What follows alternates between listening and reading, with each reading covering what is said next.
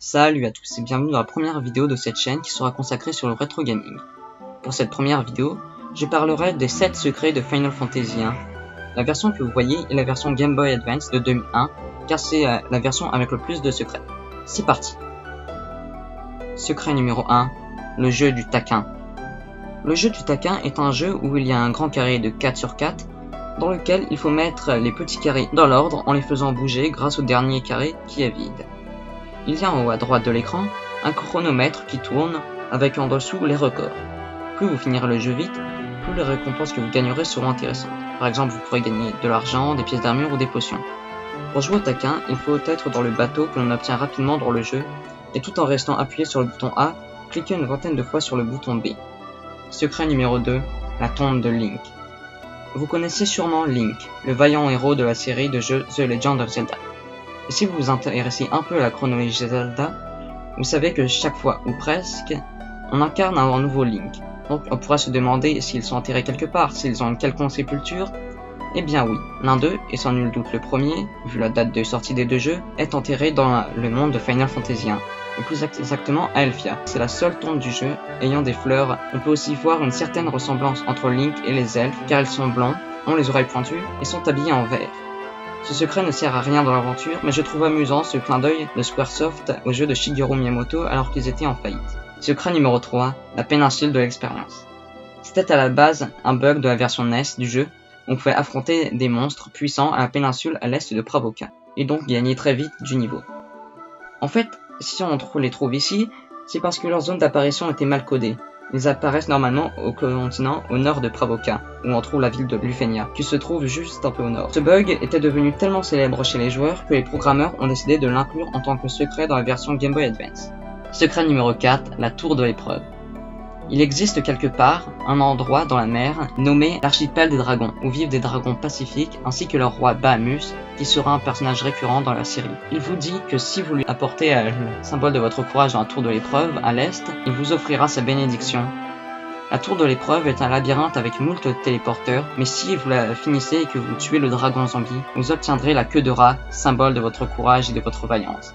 Alors Bahamut fera évoluer vos personnages.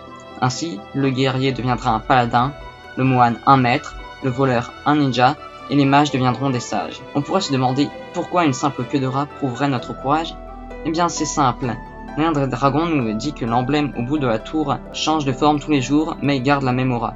Donc le joueur est arrivé le jour où il avait la forme d'une queue de rat. Secret numéro 5, Excalibur. Excalibur était l'arme la plus puissante de la version NES, puis a été relégué à la 3ème place derrière Ragnarok et Ultima dans la version Game Boy Advance. Mais la façon de l'avoir est bien plus facile que les deux autres, vous comprendrez pourquoi. Pour obtenir Excalibur, il faut être dans la forteresse volante, c'est-à-dire l'avant-dernier donjon, et aller à la pièce au sud-est du premier étage, où on obtiendra un métal violet nommé l'adamantium. Il faudra ensuite donner ce métal au forgeron des nains pour qu'il nous fabrique l'épée légendaire que seul un paladin peut manier. Secret numéro 6, la sentinelle. La sentinelle, ou War Machine dans la version américaine, est un boss secret de Final Fantasy 1. On la trouve dans le couloir avant le boss de la forteresse volante, et on a une chance sur 60 de l'affronter. Du haut de ses 1800 points de vie, soit autant que Kraken, le boss du donjon précédent, il est bien plus fort que celui-là, car il peut attaquer tous les membres de l'équipe, et ses stats de force et de défense sont hautes, mais bien plus basses que celles d'un certain robot dont on parlera plus tard.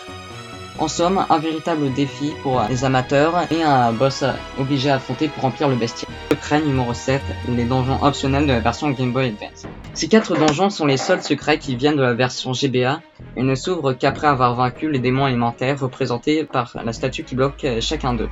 Chacun d'eux comporte un nombre d'étages différents et a pour chaque étage des énigmes qui apparaissent aléatoirement, et vous affronterez parfois des boss des autres FF. La tombe de l'opulence est au nord de Cornelia, s'ouvre après avoir vaincu Lich, contient 5 étages, et vous affronterez 4 boss de Final Fantasy 3, à savoir Ahriman, Ekinda, Dragonosaur et Cerberus.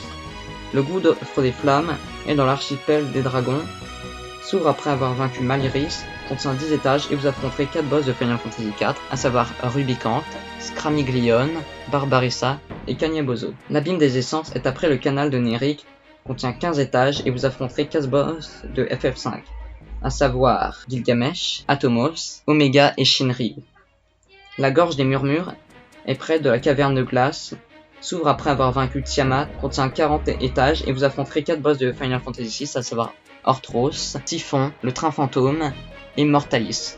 Après avoir vaincu chacun de ces boss, vous obtiendrez un objet unique. Par exemple, pour les 3 plus puissants d'eux, à savoir Omega, Shinryu et Mortalis, vous obtiendrez certaines armes des plus puissantes, comme Ragnarok pour avoir vaincu Shinryu, la Masamune pour avoir vaincu Omega, et la lame Ultima pour avoir vaincu Mortalis. Merci d'avoir regardé cette vidéo, n'hésitez pas à vous abonner et à mettre un pouce bleu si cela vous a plu, et dites-moi dans les commentaires sur quel jeu vous voudrez que je vous parle. À la prochaine, c'était Lordent.